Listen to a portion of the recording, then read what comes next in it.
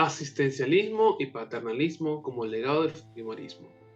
Video académico como parte del final del curso Problemas y desafíos en el Perú actual, a cargo de la docente Martina Romero. Comenzaremos respondiendo a la siguiente pregunta: ¿cuál es la postura asumida por el equipo? Alberto Fujimori fue una de las figuras políticas más mediáticas y controversiales de los últimos tiempos, con un total de 10 años gobernando el país, siendo este uno de los gobiernos más estacionarios después del de Augusto B. Leguía. Fujimori comenzó un gobierno caótico y sumergido en la incertidumbre a raíz de los problemas políticos, sociales y económicos que atravesaba el país durante esta época. Debido a esto, sus acciones contra esta situación fueron duramente criticadas.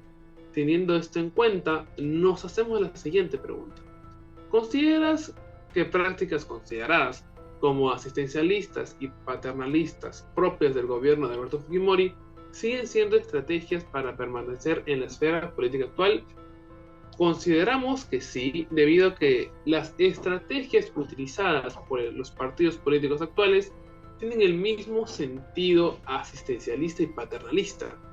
Sin embargo, en la actualidad estas son menos autoritarias y más sutiles. A continuación desarrollaremos nuestros argumentos. Para poder comprender las malas prácticas utilizadas en el gobierno de Alberto Fujimori, debemos conocer qué es el asistencialismo y qué es el paternalismo.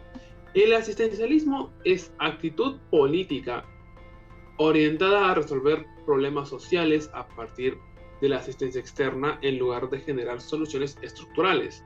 ¿Qué quiere decir? Que es toda acción que lleva a cabo las instituciones a fin de prestar ayuda a grupos vulnerables de manera permanente o temporal.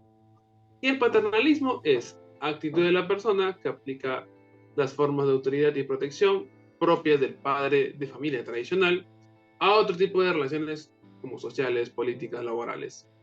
En otras palabras, es toda acción que toma la política a fin de que beneficie a un grupo, a uno o a un grupo de personas sin que estos tengan conocimiento de ello. Para poder responder a la segunda pregunta, les habla Carlos Valenzuela.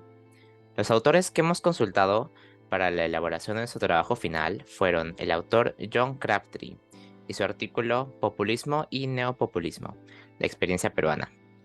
Publicado en el año 1997, este artículo nos da una idea sobre cómo era el ambiente político durante la era del Fujimorismo, en el cual categoriza al gobierno de Fujimori como un gobierno populista y define al populismo como un estilo de gobierno que vincula a los gobernantes con los gobernados, ignorando los sistemas de mediación política. También nos guiamos del autor Jean-Marc Gasteliu y su artículo Una respuesta al Fujishock, las invitaciones con pago en Lima. Publicado en el año 1994, en dicho artículo el autor habla sobre las consecuencias económicas que tuvo el gobierno de Fujimori sobre la población peruana. Y también cuenta cómo el pueblo peruano se ingenió maneras de afrontar esta crisis económica.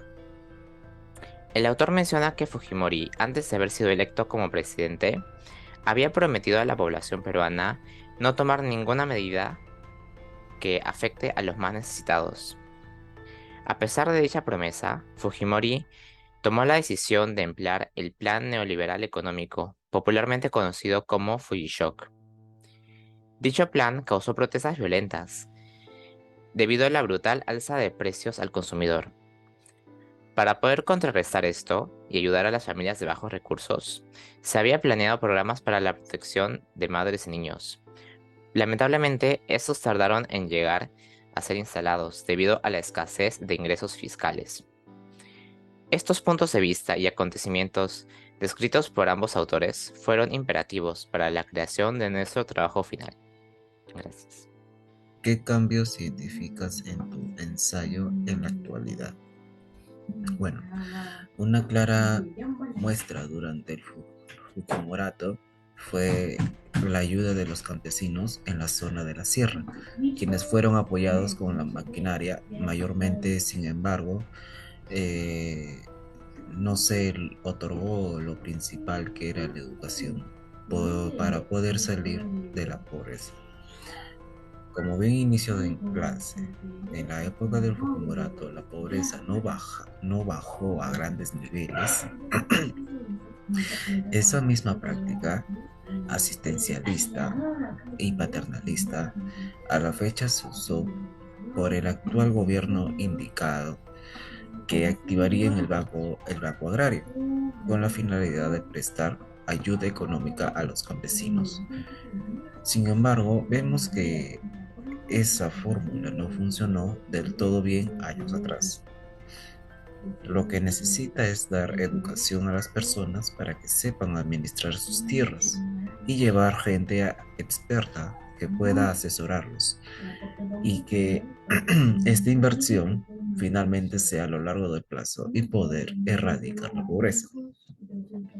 Una medida paternalista que se está usando actualmente debido a la coyuntura es el otorgamiento de bonos, medio populista, podría decir. Esto se puede comparar a la entrega de canastas que realizaba el fujimorismo con los bonos que ofreció Castillo.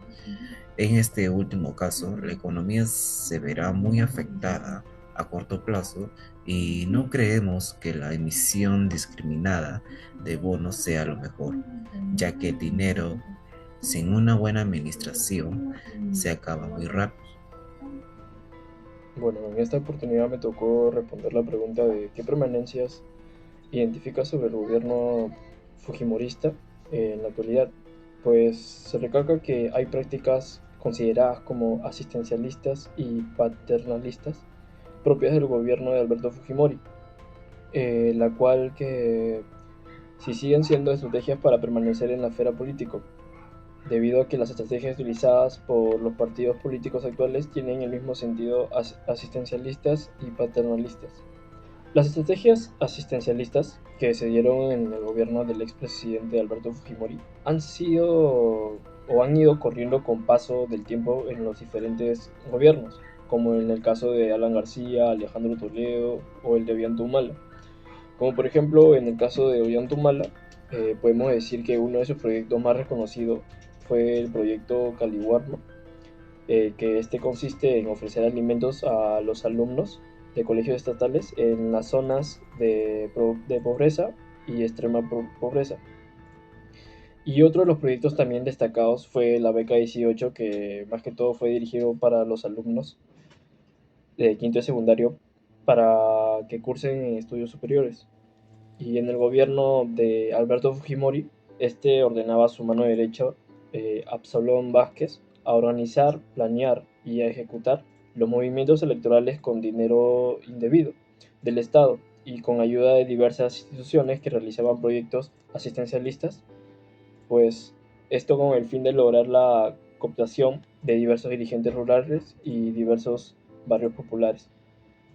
Entonces, al respecto, sí logramos evidenciar las prácticas asistencialistas en ambos gobiernos, que ayudaban necesariamente a diversos sectores de la población.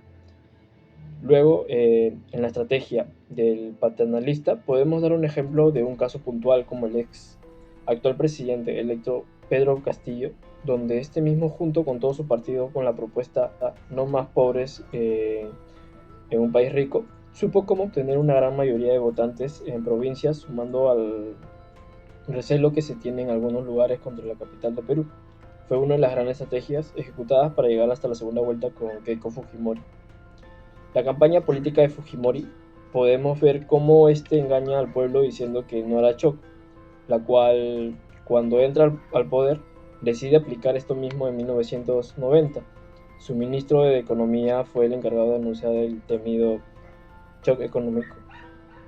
De esta manera podemos ver el paralelismo que existe aún entre estas propuestas, ya que con engaños o propuestas que eran demasiado complicadas por cumplir fueron pilares para su posterior elección a la presidencia del Perú, la cual hay muchos políticos que permanecen en la esfera política por el popularismo, que es un tema siempre habitual en el país, y el pueblo que sigue permitiendo esto. Y bueno, en conclusión, podemos afirmar que el paternalismo y el asistencialismo propias del fujimorismo son prácticas utilizadas para permanecer en la política.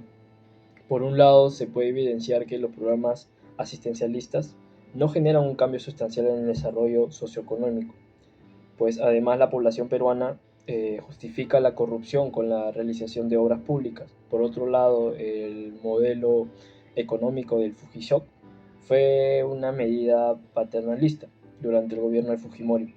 Esta se realizó sin la aprobación del pueblo peruano y aprovechó para beneficiarse y aumentar la popularidad y aprobación mediante los programas de ayuda que efectúa durante la crisis económica que padecían los peruanos. Eso sería todo, muchas gracias.